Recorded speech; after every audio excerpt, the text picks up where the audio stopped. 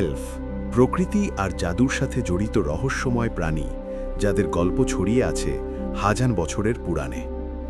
Germanic আর Norse পুরাণে এলফদের বলা হতো আলফার। এরা কখনো ছোট দুষ্টু স্পিরিট, আবার কখনো লম্বা, সুন্দর আর শক্তিশালী সত্তা।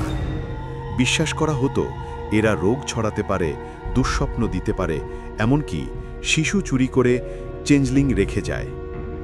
নর্স মিথে এলফরা ছিল দুই দলে, লাইট এলফ উজ্জ্বল, সুন্দর আর দেবতাদের কাছাকাছি, ডার্ক এলফ অন্ধকারে বাস করা রহস্যময় প্রাণী। মধ্যযুগে ইউরোপে এলফদের দেখা হতো পরীদের মতো। দুষ্টুমি করা, চুল জট পাকানো বা অদ্ভুত ঘটনাগুলো ঘটানো তাদের কাজ বলে ধরা হতো, কিন্তু তারা অনেক সময় মানুষকে সাহায্যও করত। আধুনিক ফ্যান্টাসি, বিশেষ করে টলকিয়েনের লর্ড অফ দ্য রিংস থেকে এলফরা হয়ে ওঠে লম্বা, রাজকীয়, অমর, জ্ঞানী এবং প্রকৃতির রক্ষক।